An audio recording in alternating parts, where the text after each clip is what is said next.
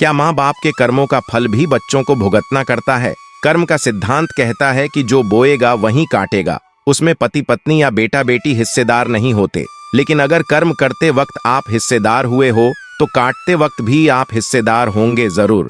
महाभारत का युद्ध हुआ और जिसने दुर्योधन का साथ दिया वह खुद मारा गया। कुकर्मी व्यक्ति का साथ देने वाला भी भुगतता है।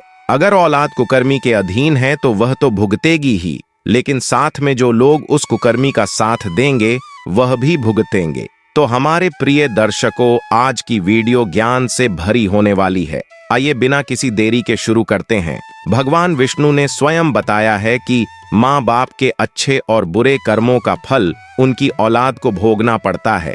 यह बात कहाँ तक सही है? मित्रों, मनुष्य को खुद के अच्छे और बुरे कर्मों का फल तो भोगना पड़ता ही है, तथा उसके माँ बाप के द्वारा किए गए कर्मों का फल भी उन्हें भोगना पड़ता है। मित्रों, कहते हैं ना कि जैसे औलाद बुरा या अच्छा कर्म करती है तो उसे उनके माता पिता को भोगना पड़ता है, उसी प्रकार औलाद के माता पिता के बुरे और अच्छे कर्मों का फल उनकी औलाद को मिलता है तथा भोगना पड़ता है। दोस्तों, एक बार भगवान विष्णु और माता लक्ष्मी क्षीर सागर में शेषनाग की सैया पर विश्राम कर रहे थे। तभी माता लक्ष्मी रहती हैं, हे स्वामी, क्या माँ बाप के अच्छे और बुरे कर्मों का फल पुत्र को भोगना पड़ता है? मित्रों, तभी भगवान विष्णु कहते हैं, हे देवी, अवश्य ही भोगना पड़ता है। आज हम आपको एक प्राचीन समय की बहुत ही महत्वपूर्ण कथा सुनाते हैं, जिसे सुनने के बाद आपको पता चल जाएगा कि कैसे माँ बाप के अच्छे और बुरे कर्मों का फल उनकी औलाद को मिलता है या भोगना पड़ता है। मित्रों, फिर भगवान विष्णु कथा को आरंभ करते हैं और कहते हैं, हे देवी, प्राचीन काल की बात है। एक गांव में एक किसान रहता था। वह किसान बहुत ही गरीब था। किसी तरह से मेहनत और मजदूरी करके अपने घर का खर्च चलाता था। उसे मजदूरी में दिन भर काम करने के बाद 20 रुपए मिलते थे। उसमें से 10 रुपए वह नित्य दान करता और 10 रुपए में अपने परिवार का पालन पोषण करता था। इस तरह से करते हुए कुछ समय बीत गया और इसके बाद उसके 2 पुत्र हुए। अब उस किसान के परिवार में कुल 4 सदस्य हो गए, 2 पति पत्नी और उसके 2 जुड़वा लड़के। धीरे धीरे उनके पालन पोषण में किसान को समस्या होने लगी, क्योंकि इधर दिन के दिन महंगाई बढ़ती जा रही थी। मित्रों, फिर आगे भगवान विष्णु माता लक्ष्मी से कहते हैं, हे देवी, एक दिन की बात है। किसान के लड़के ने अपने पिताजी से कहा कि पिताजी, आप नित्य 20 रुपए कमाते हैं, जिसमें से 10 रुपए आप दान कर देते हैं, और 10 में हम अपना गुजारा कैसे कर पाएंगे? किसान को चुप देख करके उसकी पत्नी ने कहा कि नहीं बेटा, ऐसी कोई बात नहीं है। आपके पिताजी रोज 20 रुपए कमाते हैं और 10 रुपए दान कर देते हैं। यह तुम्हारे लिए ही दान करते हैं। लेकिन वह दोनों लड़के इस बात को नहीं समझते थे, क्योंकि वह दोनों नन्हे बालक थे। मित्रों, फिर आगे भगवान विष्णु कहते हैं, हे देवी, फिर इसी तरह से कुछ समय बीतता गया और किसान के दोनों लड़के धीरे धीरे बड़े होने लगे। इधर किसान की एक दिन काम करके घर आते समय कार से लगने की वजह से मृत्यु हो जाती है। जब किसान की पत्नी और उसके दोनों लड़कों को पिता की मृत्यु की खबर मिली तो उनको बड़ा दुख हुआ। एक दिन किसके दोनों लड़कों ने अपनी माँ से पूछा कि माताजी, हमारे पिताजी कहाँ चले गए हैं? किसान की पत्नी ने कहा कि बेटे, तुम्हारे पिताजी हम सबको छोड़ करके भगवान भोले बाबा के पास चले गए हैं। जब तुम्हारे पिताजी थे तो रोजाना 20 रुपए कमाते थे और 10 रुपए की बचत करते थे। हमारा पालन पोषण इस 10 रुपए में करते और बाकी का 10 रुपए वह दान करते थे। अब हमारा पालन पोषण कैसे होगा? कैसे हमारा पेट भरेगा? माँ ने अपने दोनों बच्चों से कहा, बेटों, जिस घर में गरीबी होती है उसका कोई सहायक नहीं होता है। उससे सभी दूर भागने लगते हैं सिवाय भगवान के, क्योंकि वही गरीबों के सहायक होते हैं।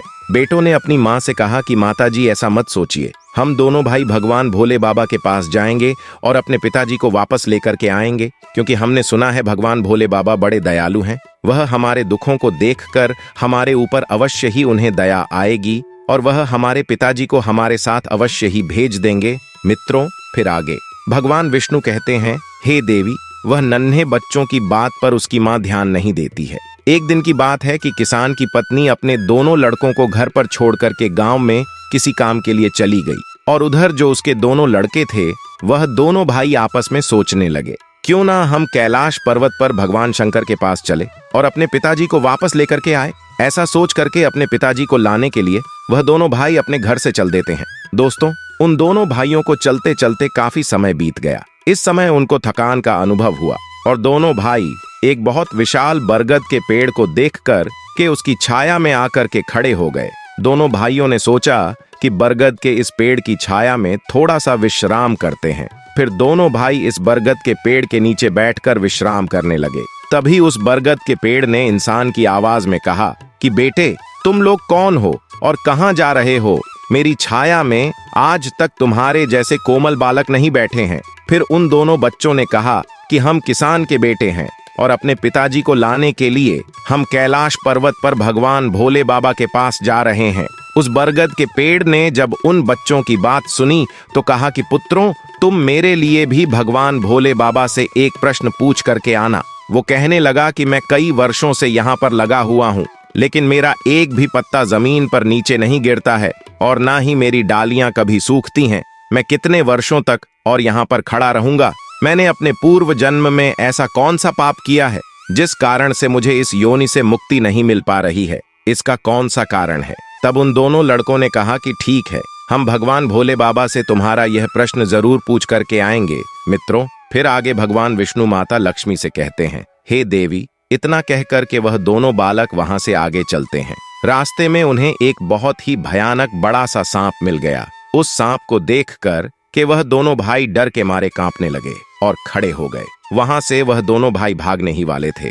तभी वह सर्प मनुष्य की आवाज में बोलने लगा और कहा कि बच्चों, तुम मुझसे डरो मत। मुझे इतना बताओ कि तुम कौन हो और कहाँ जा रहे हो? वह दोनों बच्चे उस सर्प के पास गए और हाथ जोड़ करके कहने लगे, हे नाग देवता, हम दोनों किसान के पुत्र हैं और हम दोनों जुड़वा भाई हैं। हम दोनों कैलाश पर्वत पर भगवान भोले बाबा के पास अपने पिताजी को लेने के लिए जा रहे हैं। उस सांप ने कहा कि बच्चों, तुम भगवान भोले बाबा से मेरा एक प्रश्न पूछ करके आना। मैं कई वर्षों से यहाँ पर पड़ा हुआ हूँ, मेरे से अब चला भी नहीं जाता। मेरे शरीर में इतनी जान नहीं है कि मैं थोड़ा सा भी चल फिर सकूं। मैंने अपने पूर्व जन्म में ऐसा कौन सा पाप किया है जिस कारण से मुझे इस योनि से मुक्ति नहीं मिल पा रही है? इसका कौन सा कारण है? तब उन लड़कों ने कहा, ठीक है, हम भगवान भोले बाबा से तुम्हारा यह प्रश्न पूछ करके जरूर आएंगे। मित्रों, फिर आगे भगवान विष्णु माता लक्ष्मी से कहते हैं, हे देवी। इतना कहकर के वह दोनों लड़के आगे चलने लगे। फिर चलते चलते रास्ते में उन्हें एक सेठ जी मिले। सेठ ने कहा कि बच्चों, तुम दोनों कौन हो और इतनी कड़ी धूप और गर्मी में कहाँ जा रहे हो? देखने में तो तुम बड़े ही सुकुमार और कोमल लग रहे हो। उन लड़कों ने कहा कि हम दोनों सेठ जी किसान के बेटे हैं और हम दोनों सगे जुड़वा भाई हैं। हम दोनों कैलाश पर्वत पर भगवान भोले बाबा के पास अपने पिताजी को लाने के लिए जा रहे हैं। फिर उस सेठ ने कहा कि तुम भगवान शिव से मेरा एक प्रश्न पूछ कर आना। फिर वह सेठ कहता है, हे बेटो, मैं चलते हुए राहगीरों की प्यास बुझाने के लिए कई सालों से यहाँ पर एक कुआं खुदवा रहा हूँ, लेकिन इसमें पानी अभी तक नहीं निकला है। मैंने अपने पूर्व जन्म में ऐसा कौन सा अपराध किया था जिस कारण से इस कुएं में अभी तक पानी नहीं निकला है? मैंने इसमें बहुत सारे पैसे भी खर्च कर दिए हैं। इसका क्या कारण है? उन लड़कों ने कहा, ठीक है सेठ जी, हम भगवान भोले बाबा से तुम्हारा यह प्रश्न पूछ करके जरूर वापस आएंगे। फिर आगे भगवान विष्णु माता लक्ष्मी से कहते हैं, हे देवी। इतना कहकर के वे दोनों बालक वहां से आगे की ओर चल दिए। चलते चलते रास्ते में उन्हें एक बहती हुई नदी मिली। फिर धीरे धीरे दोनों भाई नदी के किनारे पर पहुंचे तो उस नदी से एक मछली निकलकर उनके पैरों के पास आ गई और कहने लगी, है बच्चों, तुम कौन हो और कहाँ जा रहे हो? तुम दोनों बिना नाव के ही क्यों जा रहे हो? तब उन्होंने कहा कि नाव में बैठने के लिए हमारे पास पैसे नहीं है, क्योंकि हमारे जो पिताजी थे वह नित्य 20 रुपए कमाते थे, जिसमें से 10 रुपए रोजना वे दान कर देते थे और 10 रुपए से हमारा पालन पोषण होता था और किसी तरह से हमारे घर का गुजारा होता था। अब हमारे पिताजी घर पर नहीं हैं, वे भगवान भोले बाबा के पास चले गए हैं, इसलिए हम दोनों भाई उनको लाने के लिए कैलाश पर्वत पर भगवान भोलेनाथ के पास जा रहे हैं। फिर आगे भगवान विष्णु कहते हैं, हे देवी। उन बच्चों की बात सुनकर के उस मछली ने कहा कि बच्चों, तुम भगवान शिव से मेरा एक प्रश्न पूछ करके आना। कई वर्षों से मैं इस नदी में भटक रही हूँ। मेरी 7 पीढ़ियां गुजर गई हैं, परंतु मैं अभी तक इसी नदी में रह रही हूँ। मैंने अपने पूर्व जन्म में ऐसा कौन सा अपराध किया था जिसके कारण मुझे इस योनि से मुक्ति नहीं मिल पा रही है? इसका क्या कारण है? तब उन लड़कों ने कहा, ठीक है, हम भगवान भोलेनाथ जी से तुम्हारा यह प्रश्न जरूर पूछेंगे और वापस आते समय तुम्हें बात करके जाएंगे। इतना कहकर के वे दोनों लड़के वहां से आगे बढ़े। चलते चलते दोनों भाई नदी के दूसरे किनारे पर पहुंच गए। दूसरे किनारे पर जब वह पहुंचे तो देखा कि एक मरा हुआ व्यक्ति वहां पर पड़ा हुआ है। दोनों भाई उस मरे हुए आदमी को लांघ करके जब जाने लगे तो वह मरा हुआ आदमी चिल्लाने लगा और कहने लगा कि बच्चों, तुम कौन हो, कहाँ जा रहे हो? उन लड़कों ने उसकी आवाज सुन करके कहा कि हम किसान के पुत्र हैं और हम दोनों जुड़वा भाई हैं। हम दोनों भाई कैलाश पर्वत पर भगवान भोले बाबा से अपने पिताजी को लेने के लिए जा रहे हैं। उस मृतक आदमी ने कहा कि तुम भगवान भोलेनाथ से मेरा एक प्रश्न पूछ करके आना। मेरा शरीर कई वर्षों से इस नदी के किनारे पर ही है। कभी पानी का लहर आता है तो मेरा शरीर नदी के अंदर चला जाता है, लेकिन वापस नदी के बाहर निकल कर के किनारे पर फिर से मेरा शरीर आ जाता है। ना तो मेरा शरीर गलता है और ना ही सड़ता है। इतने सालों से जैसे का तैसा ही है। मैंने अपने पूर्व जन्म में ऐसा कौन सा पाप किया था जिसके कारण मुझे इस शरीर से मुक्ति नहीं मिल पा रही है, और इसका क्या कारण है? उन लड़कों ने कहा, ठीक है, हम भगवान भोलेनाथ से तुम्हारा ये प्रश्न पूछ करके जरूर आएंगे। मित्रों, फिर आगे भगवान विष्णु माता लक्ष्मी से कहते हैं, हे देवी। इतना कहकर के वे दोनों बालक चलने लगे। वहां से चलते चलते दोनों भाई कैलाश पर्वत पर भगवान शिव के पास पहुंच गए और हाथ जोड़कर के भगवान भोलेनाथ को दोनों भाई ने प्रणाम किया और कहने लगे कि हे भोले बाबा, मेरे पिताजी कहाँ पर हैं? जब हमारे पिताजी घर पर थे तो वह रोजाना 20 रुपए कमाते थे और जिसमें से 10 रुपए दान करते और 10 रुपए से हम लोगों का पालन पोषण करते थे। लेकिन अब वह जब घर पर नहीं है तो हम दोनों भाई और हमारी माँ भूखे मर रहे हैं। आप उन्हें जल्दी से हमारे साथ हमारे घर पर भेज दीजिए। मित्रों, फिर आगे भगवान विष्णु माता लक्ष्मी कहते हैं, हे देवी। भगवान भोले बाबा ने उन दोनों बालकों की बात सुनकर कहा, ठीक है, मैं तुम्हारे पिताजी को घर पर भेज दूंगा। पहले तुम दोनों भाई यहाँ पर बैठो। भगवान भोलेनाथ ने उन दोनों बालकों को अपने पास में बिठाया और उनको भोजन कराया, और भोजन कराने के बाद पूछा कि तुम दोनों भाइयों को और क्या चाहिए? मित्रों, फिर उन दोनों लड़कों ने रास्ते में जो जो उनको मिला था उनके प्रश्न भगवान भोलेनाथ से पूछे। भगवान भोले बाबा ने उन सभी के प्रश्न का उत्तर दिया और कहा कि हे पुत्रों, तुम दोनों जाते समय उन सब को उनके उत्तर बताते जाना।